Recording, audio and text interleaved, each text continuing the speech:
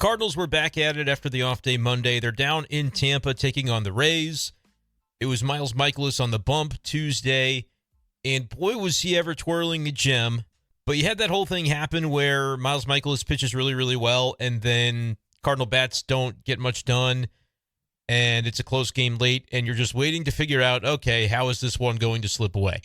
And that's the way that it played out on Tuesday for the Cardinals, as Miles Mikolas had only 80 pitches, was removed from this game in the do-or-die moment in the eighth. After giving up a leadoff triple, Oli Marmol decides to go to his bullpen, and the rest is history. Cardinals lose this one 4-2, opening the series in Tampa with a loss, falling to 49-65. Yeah, checking real quick on the Washington Nationals score, and you might say, well, why are they relevant to the Cardinals? The Nationals had a come-from-behind victory tonight over the Phillies. Yeah, the Washington Nationals have a better record than the Cardinals in 2023. They're 50-64. The Cardinals are 49-65. This season has been an unmitigated disaster. And, I know that they got worse at the trade deadline, and they did it on purpose, but it still feels like this record should be considered inexcusable, but it kind of is what it is at the same time. And if you get caught up in the emotions and the angst of every single loss between now and the end of the season, treating them the same way that you did emotionally, mentally, as, say, a loss back in May or June, you're not going to have a fun time. I'm telling you now, guys, you're not going to have a fun time. Because this Cardinals team's going to lose 90 games. They very well could lose 95 games. They've got to win 14 more games this year just to make sure they don't lose 100. No, they probably won't lose 95 games. They're 16 below. If they were to finish the entire season at 16 below, you'd be looking at 73-89. So they're definitely on a pace that's suggesting 90 or more losses based on win percentage. And it's just hard to see how it goes up from here. I know that Oli Marmol would push back on this notion of, the offense kind of feels like the season is over, and so they're mailing it in a little bit. We had a good conversation in Oli Marmol's office within the last couple of weeks just about the baseline level of competitiveness that it takes to be an MLB player. These guys aren't mailing it in like this is their profession, this is their livelihood, it counts. But at the same time, when you are having a season where you're just getting clubbed over the head over and over and over again, probably hard to get back up the next day. So today, the Cardinals lose 4-2. They only muster 5 hits against the Tampa Bay Rays. One of them was a home run by Nolan Arenado coming in inning number 2. Got the Cardinals on the board, gave Miles Mikolas a massive lead to work with. And he pitched with that lead until the 7th when Isaac Paredes got one back for Tampa, and that tied the game up there. But Mikolas pitched into the 8th, and for good reason. I mean, it seemed like through the middle innings of this game, 9 pitches, 7 pitches, 12 pitches to get through a scoreless inning. He was incredibly efficient. Like I said, I think the number was 80 that Oli Marmol pulled him. Yeah, 58 strikes, 80 total pitches for Miles Mikolas tonight. And he gets charged with a loss, which is a joke for him to be the loser in this game. But we'll talk about how that came to be in the decision made by Oli Marmol to pull Miles Mikolas when he did. A lot of people had an issue with it. I'll tell you, again, as I often come to the table with, I've got maybe more of a nuanced viewpoint than Oli bad, Mikolas good, should have left him in. I'll actually be able to admit I can see why Oli Marmol went to the bullpen. But if you're going to make that bullpen decision and take the ball out of the hands of Miles Mikolas in that spot, I think you've got to be much more precise than Oli Marmol was with the strategy that he employed as a manager from that point on. I'm going to tell you what I disagreed with from Oli today, and I do think it was pretty much like this isn't one that you'll be able to convince me otherwise. I don't think there's really any gray area. I do think he flubbed in this situation. And so I'll tell you exactly kind of what I was thinking. It does make for some interesting baseball conversation, but it harkens back to a topic that I have definitely railed on multiple times, dating back to last October on B-Shape Daily, the notion of the infield in and what expectations should be with that, especially for this current Cardinals team. I still think Oli Marmol is seeing scenarios play out in ways that I just have not witnessed for this Cardinals team, and I feel like an adjustment might be due when it comes to that form of strategy for the roster that the Cardinals have this year. So I'll tell you what I mean by that and why I did disagree with some of the handling of that eighth inning as the Cardinals. Andre Pallante comes in, gives up 3 runs. One was charged to Mikolas. He takes the loss to fall to 6-8 on the season. But the rest was to Pallante, who did not have his best day. But by the same token, he got a bunch of ground balls, which is what his manager asked him to do. So Cardinals lose at 4-2. We'll talk about the Pallante v. Mikolas decision conversation as it pertains to what Oli Marmol was looking at tonight. And we'll also touch on the situation with Tyler O'Neill. Yeah, he's banged up a little bit again, dealing with a knee, and was scratched from today's lineup. So that's something to keep an eye on. If you're the Cardinals trying to fit a way for all these outfielders to get regular playing time and then decide who you're going to back for the majority of the reps in 2024 and who you're going to battle with in a season that you want to make the playoffs next year, that's what they've said. I mean, that's what we should hold them to. And Tyler O'Neill, his whole thing was be healthy, be a stud, and now he's dealing with another nagging injury. So is that prescriptive to the way we view things going forward with him? All that coming up tonight on B Shape Daily. Appreciate you guys for being here. Slam that subscribe button. Do it gently. Don't want to break your computer or your thumb on your phone, anything like that, but tap the subscribe button here on YouTube, youtube.com/@bschaeffer12. Click subscribe on the channel. Click like on this video and drop your comments below. What did you think about the choice to go to Pallante there in the 8th inning when Miles Mikolas was cruising up until the triple that he gave up to Josh Lowe, which, by the way, was not Dylan Carlson's finest moment. Weird, jagged outfield wall there at Tropicana Field, so I get it a little bit from Carlson, but to be that guy with the confidence commanding the moment, I can't say that Dylan was exactly doing that there. So that's how the triple ends up taking place, and it leads to our situation that we'll dive into now here on the show. As Oli Marmol takes the ball from Miles Mikolas after 80 pitches. As we said, Mikolas was cruising in this game. Had the 1-0 lead. Arenado got the job done with the homer in the second. Holds up until the 7th with Paredes hitting his home run against Miles. And then leading off the 8th, Lowe hits the triple. Dylan Carlson out there in left center field, it's like he hears the footsteps of that wall behind him and doesn't want to get into any danger. And so he pulls up lame a little bit at the end. I think if he goes crashing into that wall, I think he absolutely has the foot speed, has the athleticism to get there. And for whatever reason, did not have the confidence in that moment to make the play. So that's what led to the situation. That combined with the Cardinals going 0-for with runners in scoring position today. Not a ton of opportunities when you only get 5 hits. I can read you who got them. Nootbaar, Gorman, Arenado with the homer, Burleson with a base knock, and Wilson Contreras with a homer off Pete Fairbanks in the 9th inning.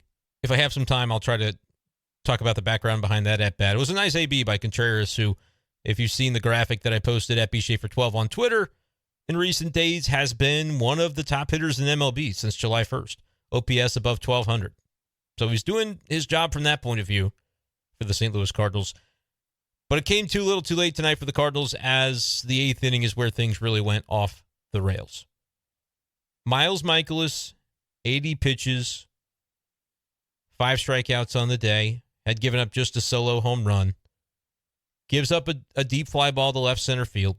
It was well struck. But like I had said, under other circumstances, perhaps Dylan Carlson's able to glide to that ball and make the play. That's not the way that it goes. And so Oli Marmol wastes no time, goes to his bullpen. Now, on its surface, I can understand people being frustrated with that. You know, it's a lost season. This thing is over. The Cardinals are 15 games below 500 coming into this game from Tuesday. It's not like they're going anywhere. I know Oli Marmol's managing to win. He has consistently said that that's the way he's going to approach things. He's going to make the decisions that he believes are best suited toward getting the Cardinals a win on that given day. But like Miles Mikolas easily could throw a complete game in this one. Even in a loss, he could end up with a complete game, 8-inning complete game. At only 80 pitches, why not let him go? Why not let him see if he can get out of his own jam? It's not like it's even the massive jam. It's just one base runner, guy on third, nobody out. A routine ground ball, yeah, probably scores him. But Miles Mikolas has 15, 20 pitches to work with to get out of the rest of the inning. He's given you 8. You've given a double day of rest to your bullpen after Monday's off day. That'd be all good things. The problem is that over for the offense with runners in scoring position tonight for the Cardinals made it so there was zero margin for error. And if you're a manager managing to win, as Oli Marmol is, then I don't have an issue with you taking your shot in that situation. Would my preference have been to see what Mikolas can do? Because it's an ugly way to give a loss to your workhorse starter. He's your number one starter that's still on this roster. Steven Matz may lay claim to that at some point with more consistency, but Mikolas has been a guy who has proven it for longer. He's signed the extension this spring. You know he's going to be around the next couple of years. Has had an up and down season, but when he's locked in the way that he was tonight, and he doesn't happen to get any run support, I think that's a spot where you just got to let him go and see what he can make of it. If he gives up the run, so be it. He loses the game on his own merit, though. He doesn't do it from the dugout watching Andre Pallante give up a ground ball up the middle with the infield in to score the second run that Miles Mikolas is responsible for. Those are the things that don't matter if you're trying to win a World Series. But the Cardinals aren't trying to do that this year. They're not going anywhere. Is there an element to it where you owe it to Miles Mikolas to say, all right, hey, you've gotten us this far. Let's have some trust in you to try and get out of this because you have been incredibly efficient to only be at 80 pitches through a batter in the eighth inning.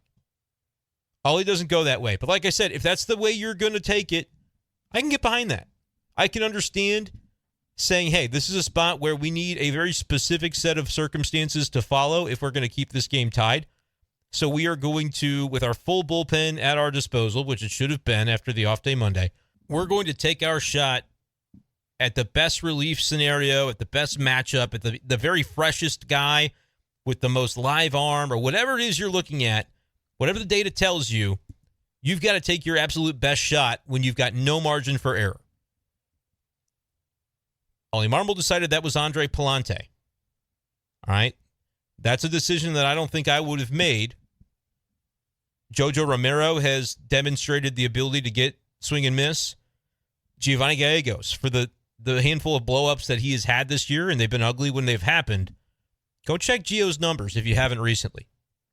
Can you guess off the top of your head what his ERA is for the season if you don't already know, if you haven't already recently looked? Because I'd bet you're going to guess a number that's higher than you should. Gio's ERA, I'm about to tell you, so pause it if you don't want to hear this. Think about it. It's 3.52 on the season. Pretty good. Not great. Not all-star level. Not closer level. But 3.52, that is more than respectable. You can sort it for Giovanni Gallegos beginning July 1st. Up until now, his numbers over that span, which is about 5.5 weeks or so, close to 6,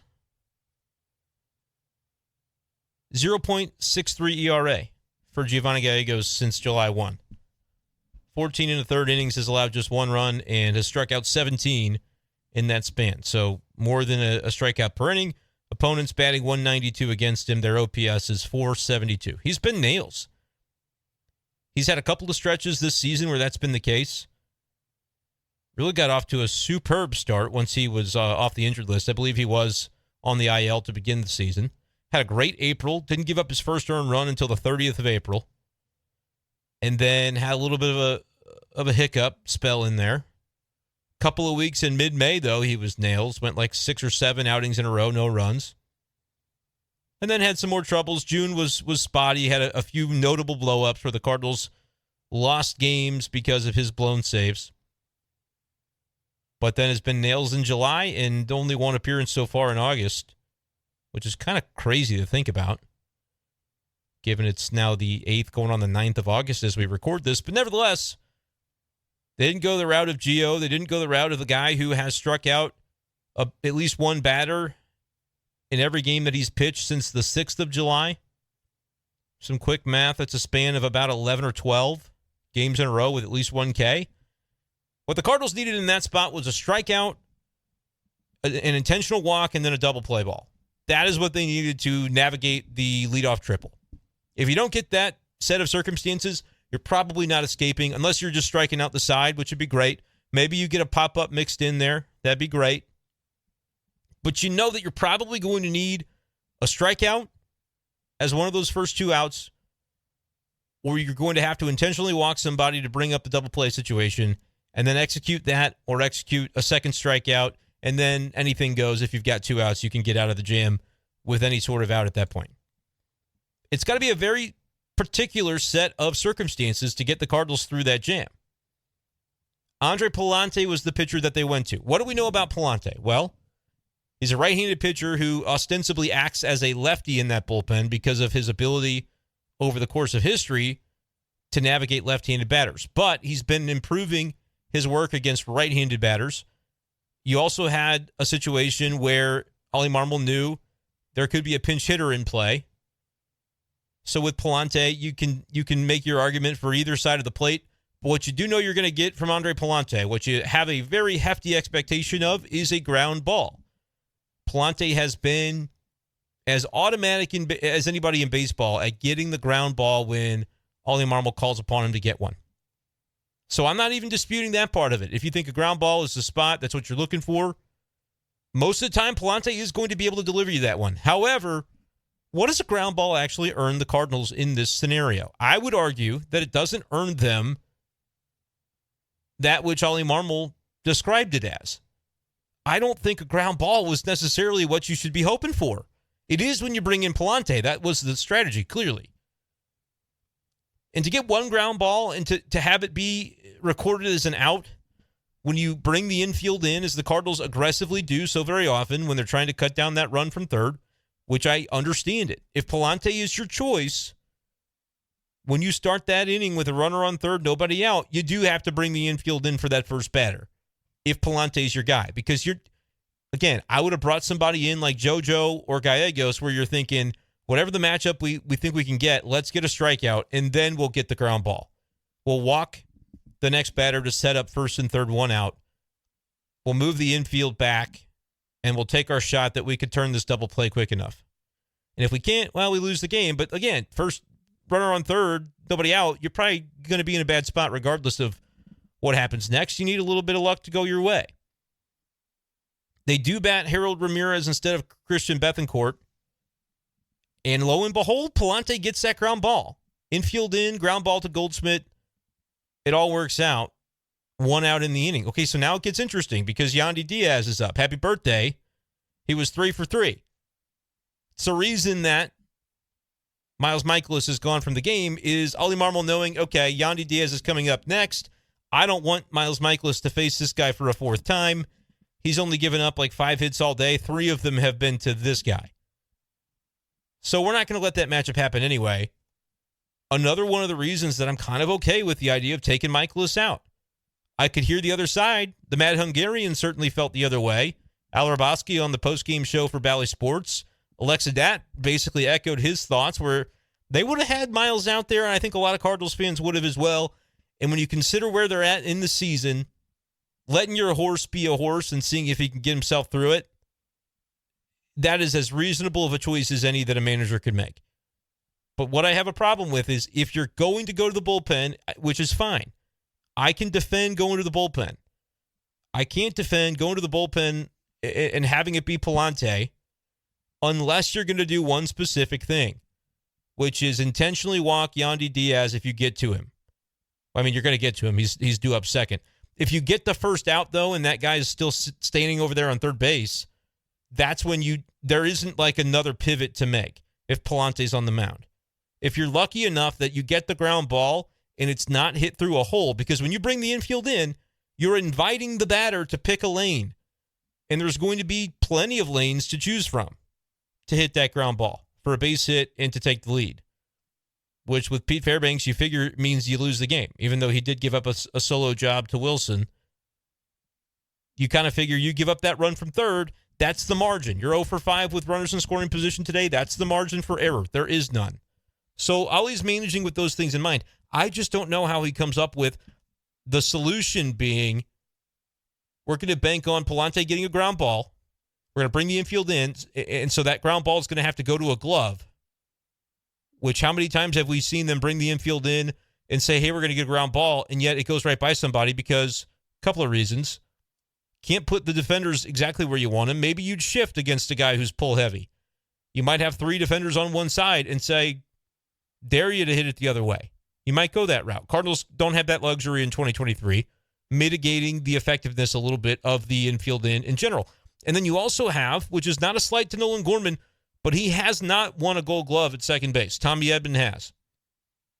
So if you had Paul DeJong at shortstop and Tommy Edman at second, or I would even say Tommy Edman at shortstop and Brendan Donovan, when healthy, at second, he's won a Gold Glove, not for second, but for his utility defense. Maybe that's a little bit different. But the range of Nolan Gorman is probably the one factor that holds him back a little bit. And I know the hit by Yandy Diaz that took the lead was not one that Gorman or anybody could have been able to get to. It was basically right back up the chute. And that was that. But later on in the inning, Pallante continued to produce ground balls, and they continued to go into the outfield grass. And Gorman had one where he, just couldn't quite get to it. And that's the nature of the lineup that they're running out there this year. Love Nolan Gorman. He's going to hit 35 or more home runs, I imagine. But he's an average second baseman that can continue to work himself into an above-average one because he's got a great arm and he's got great instincts. He doesn't have superb range, though, defensively. So you have to factor all of these things in. What team are the Cardinals this year, and what decision do you make as a result? I feel like it goes back to the wild card game last year with Tommy Edman at second base and Ryan Helsley on the mound. Wild card series, I should say. And the same thing happened. Infield in, trying to cut that down, prevent the tie game. As we all recall, all hell broke loose after that ball got under Tommy Edman's glove. Cardinals had a disastrous ninth inning. They lose that game. They lose the series. That's all she wrote on the 2022 season. I feel like Oli Marmol is managing with that same aggression of this is the way we play Cardinal baseball, but I don't think he's got the personnel in the rule changes in his favor to do that. Like, how many times have the Cardinals done the infield in thing this year and it hasn't worked out? Plenty. How many times would you even fathom the idea that it could happen twice in a row and go their way? Because it happened the first time. It was fortunate that the ball was a grounder, which you knew you'd get. That part wasn't in question. Pallante comes in, you're getting a ground ball. How valuable, though, is a ground ball to you when you essentially need 2 of them before you can even get to aligning your infield in a normal way and trying to get the third out of the inning? You need 2 in a row, infield in, and then everybody to execute, not let that runner go from third to home. The fact that it happened the first time was a surprise. I thought, okay, that works as well as a strikeout. I thought you should have gone strikeout. Pallante or Gallegos is a guy that can get you a whiff. I know the options are limited in that bullpen this season, especially at this point without Jordan Hicks out there and Helsley hurt. Limited in terms of who can get you strikeouts, but they had a couple of guys. You had one from the left, one from the right. I don't know that they were available. I presume they both would have been, given the off day. But I guess I don't know for sure. But you've got your pick of the litter, it sounds like, unless there's something that we weren't aware of when it comes to Gallegos or Romero's availability. Get that strikeout, walk Diaz, who's 3 for 3 anyway. It's not like the guy that you chose not to intentionally walk was having a bum day. No, he was the hero already for the team, going 3 for 3. Just hadn't gotten to drive in a run yet. Gave him that opportunity. Happy birthday. 4 for 4. It just made too much sense, I think, to lay it out the way that if you're going to go Pallante, obviously you've got to intentionally walk Diaz and then bring up the opportunity for a ground ball double play, which is no guarantee to get, but at least it's a sound process. I think Oli Marmol is a fantastic manager. A lot of people on my channel are going to disagree with that statement, but I'm going to stand by it because I've seen enough, I've heard enough, and I know enough to know that this guy is sharp. All right, I would make the case that he's the sharpest manager the Cardinals have had in a dozen years, and I really like Mike Shilton. Think he's a sharp guy too. I think Oli Marmol is extremely bright. I think I disagreed. I mean, I don't think. I know that I disagreed with the way they handled the 8th inning today. It's like a flow chart. If you want to take Miles Mikolas out, that's fine, but there is then a procession of expectations that I would have for, all right, well, at least they're doing it with this strategy in mind. They're going to go for a strikeout. No? Okay. They're going to go for a ground ball because they're bringing in Pallante. All right, don't really agree with that, but let's see. Oh, my gosh, they got the first out. Well, that's wonderful. Now they can basically play right into what Pallante does, which is producing ground ball outs, ground ball double plays, and they can walk the guy who's killed them all day and then bring up Wander Franco, who had already grounded into double plays on this very game, did it in the first inning. Perfect. You know he's going to hit a ground ball, and if you have your infield not in, as it still basically needed to be, when Franco came to the plate ultimately and advancing the base runner Diaz to second, got a single, and then Brandon Lau, base hit. I think that might have been the one that snuck right by Nolan Gorman. One of them was. I don't remember. There's a lot of singles in that inning, guys. Arozarena then had one. It's just one of those things where if the Cardinals were going to go a certain route, I could have seen, all right, I see what you're doing with that, Oli. I can understand it. But then to go Pallante and then to be given the gift of, wow, the thing that I honestly would have been surprised to see work once actually did work. Now you're going to have to get 2 outs on this next ground ball that you get from Pallante. You have to. If you don't, it's just not going to add up in your favor. Because again, that ground ball's got a lot better chance of finding a glove if the fielders aren't playing in. Now, granted, the one that Diaz hit was not going to be fielded by anybody because it was right up the middle. But he shouldn't have been the one batting. It would have been Franco. And then you might have produced that 6-4-3, 5-4-3, 4-6-3. Who knows what it would have been. I just think that was the only way to do it if you're going to take Mikolas out of the game and not put in a strikeout first relief pitcher. Let me know what you think in the comments section below, youtube.com/@bschaeffer12. Click on this video, click subscribe, click like, and then drop your comment. What do you think about that whole situation? I know the games don't matter anymore, but it's still fun to kind of, talk baseball strategy. I find myself in alignment with Oli Marmol more often than I feel like Cardinals fans do this season. But man, this time I was not on that. I was not on that side of the ledger tonight. And to give you guys a quick glimpse into making sure we're fair to all parties here, Oli Marmol did address the situation after the game, was asked about it on the Bally Sports Midwest post-game show.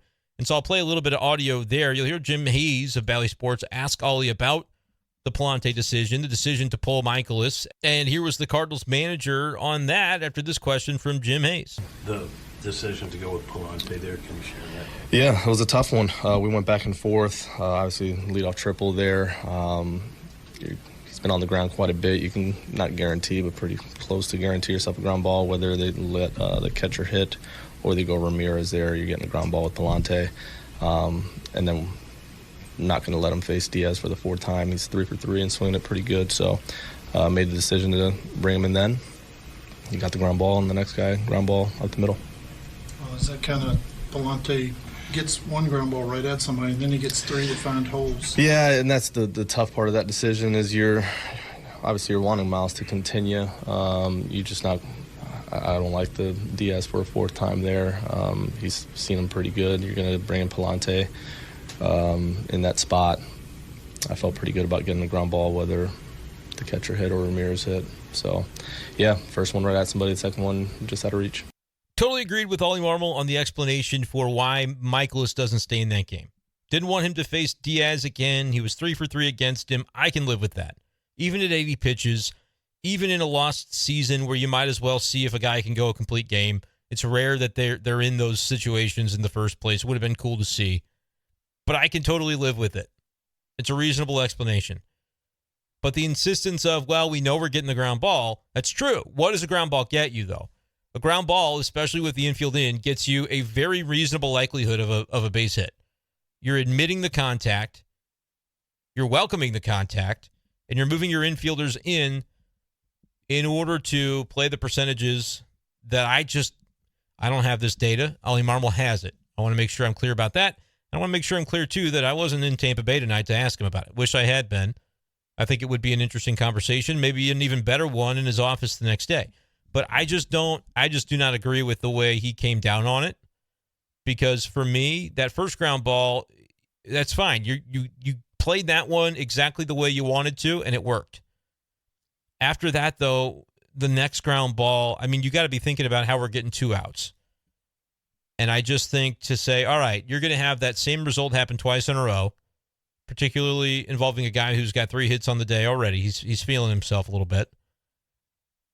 Like, even if you get the ground ball from Diaz, what happens? Well, the inning's still not over. You still got to get another guy, and Pallante's got to face him too. And you don't need a ground ball. You just need any type of out. But I guess that's, 2 ground balls to get the job done would be better than needing 3. And you have to make sure the second one ends up being a ground ball worth 2 outs.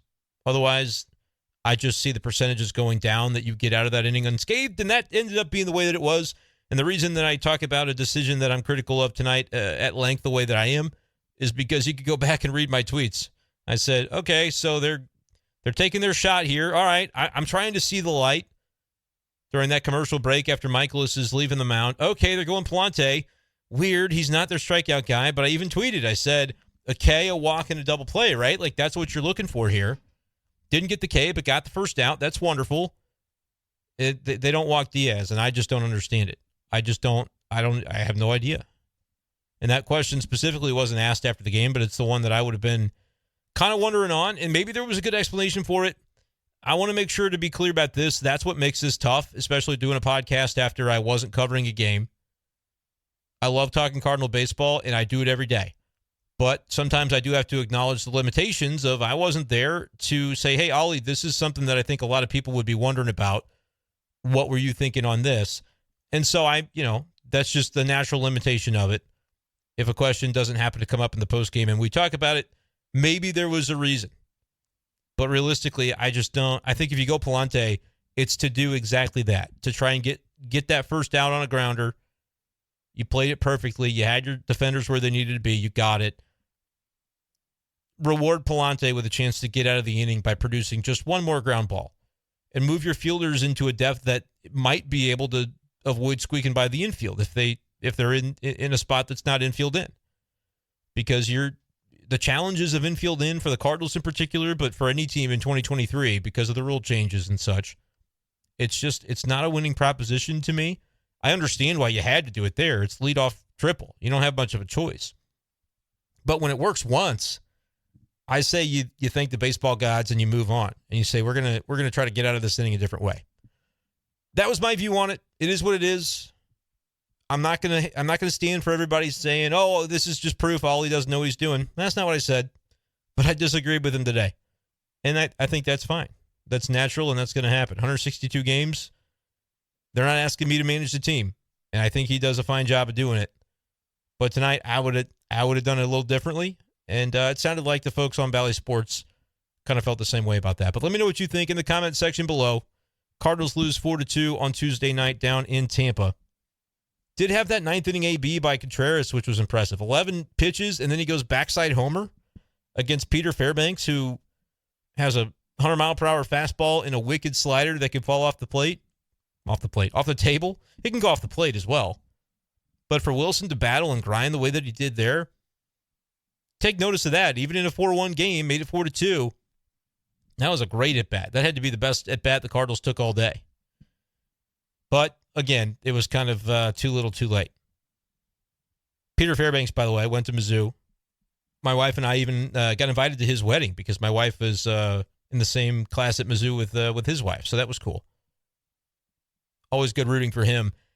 And he got the better of the Cardinals today. Even with the home run given up to Willie, he was sharp. Jordan Walker came up, and I thought, man, he's striking out on a slider for sure. But that doesn't mean you're counting out Jordan Walker. I just think there are going to be some matchups at this point. 21 years old, he's going to be overmatched by certain matchups, and I could just kind of feel that one coming. Fairbanks has some wicked stuff. Good to see him doing well. Let's move on, though, to one final topic of conversation tonight on B-Shape Daily. The moment where Tyler O'Neill has another injury concern. Yeah, that's not what you wanted to see. Certainly not what you want if you're the Cardinals trying to evaluate him for what it looks like for next year, what that outfield situation looks like for next year. But he comes up with the knee issue today, and Oli Marmol was asked about it after the game. You let me know what you think of this audio here from Bally Sports Midwest. But it seemed like Oli Marmol just did not want to get into any specifics when it came to the nature of O'Neill being scratched from today's lineup. Is there more details on Tyler's knee issue? What's going on? No, other than he didn't feel comfortable playing today. So we scratched him, and Burleson ended up DH and went Nuke on the left. Did he hurt it during batting practice? We saw him out there tracking fly balls. And... No, he's been feeling it as the day went on. We'll get more details on it here in a little bit. That's two questions about the knee and two very non-engaging answers, which, if they don't know the full situation yet, you want to make sure you're on top of it. But I just thought it was interesting the way Oli responded to that and said he didn't feel comfortable playing, and then just recited basically the lineup change that we all knew happened because we all saw the game. So Burleson gets a DH and then Newparter left. It's like, yeah, we knew that part. But you kind of have to say that part when you don't want to say much at all, and your answer needs to be a little longer than like 4 seconds, so it doesn't sound rude. I thought that Oli just didn't want any part of having to dive into that. I can understand if he's frustrated as well.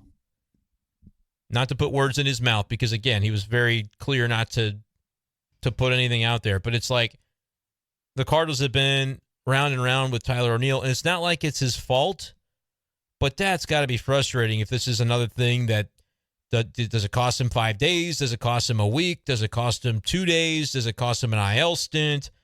What is it? The Cardinals have been so out front with trying to find a way to get Tyler O'Neill healthy and stay in that way. Oli described last weekend to us in the Cardinal clubhouse in his office that the communication between Tyler and the team and Oli has never been at a higher level than it is right now. They're in tune with what his body needs. They're going to make sure they bake in rest days to keep him fresh so that when he's out there, he can go. He doesn't have to self-monitor, is the phrase that I believe Oli used over the weekend when referring to Tyler O'Neill. This is all very good. But then you have a knee. Now, it was the back. Now it's the knee. Could just be a minor flare-up. That's the hope. But, man, that's got to be frustrating for a Cardinals team that's like, look, we got a decision to make on when this guy's in the lineup, he's electric, and we've known that to be true for a number of years now. But can we count on him being in the lineup? And if we can't, can we trade him for something of value?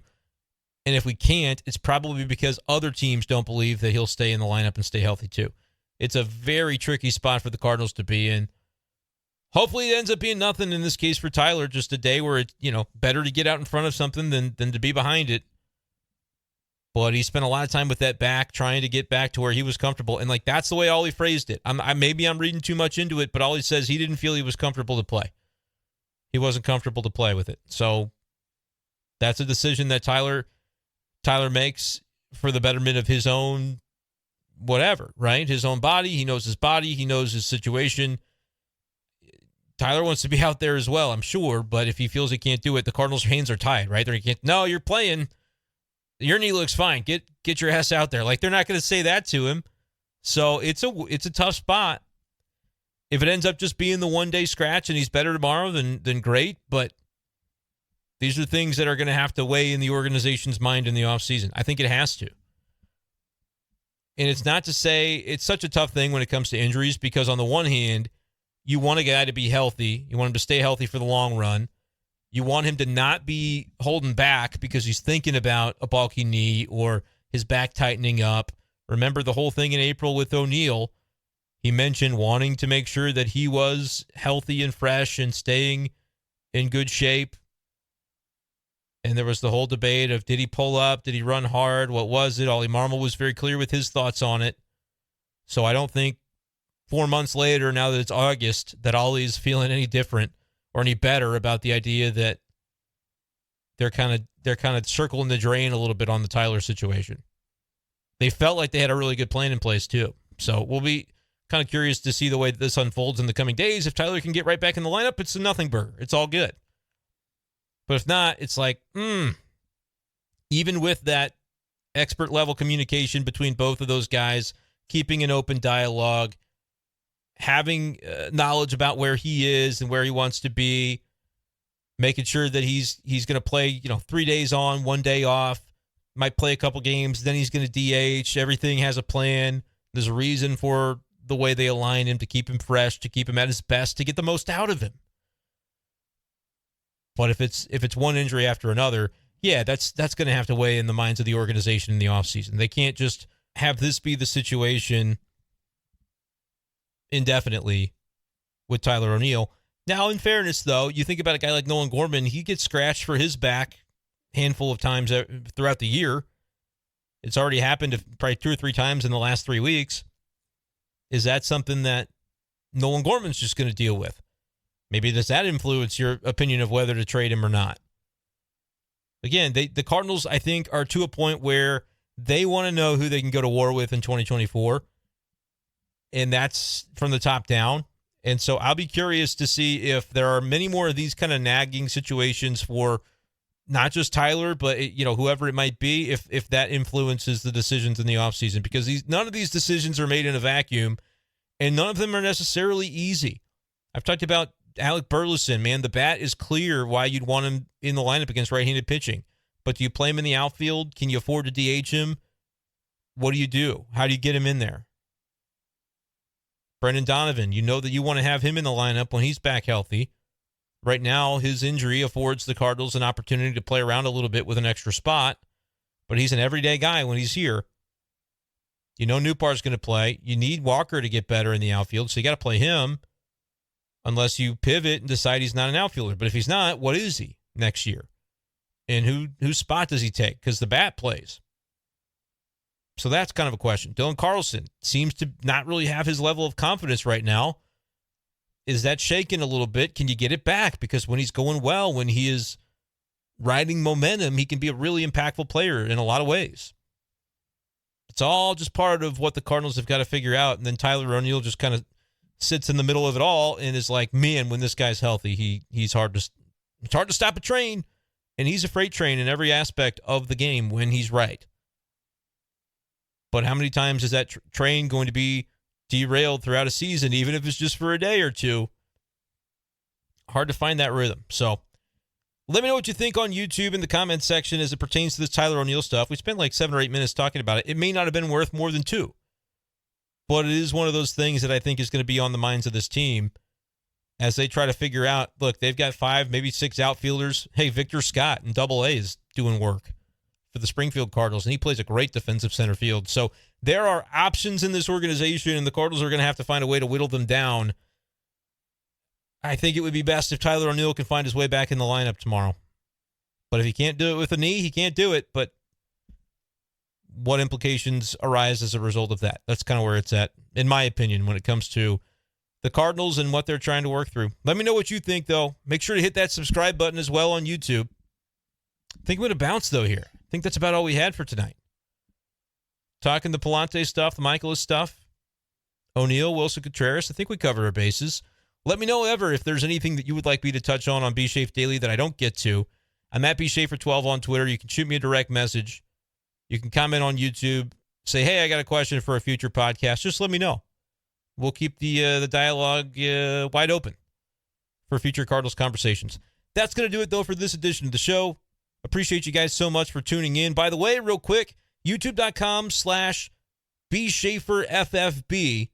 If you like fantasy football content, I'm going to be making a lot more of that moving forward, and it's a way to kind of, in the offseason, continue getting daily episodes. I'll still be doing a lot of Cardinals stuff, but there won't be as much to talk about. Fantasy football, though, is another passion of mine. I'm trying to start up a YouTube channel. Even if you don't like fantasy football, head to my YouTube page that you know about, and my fantasy football channel is a featured channel. Click subscribe on that. Do me a favor. Do me a solid. Because there's like nobody watches those videos because it's kind of new. So I'm trying to get that thing off the ground. So if you want to do me a solid, that'll boost my ego. It'll make me even more engaging when I do the Cardinals talk, because I'll know in the back of my head that I'm not getting completely ignored on the fantasy stuff. So there you go. Thank you guys so much for listening. We'll talk to you next time on B. Schaeffer Daily. Peace.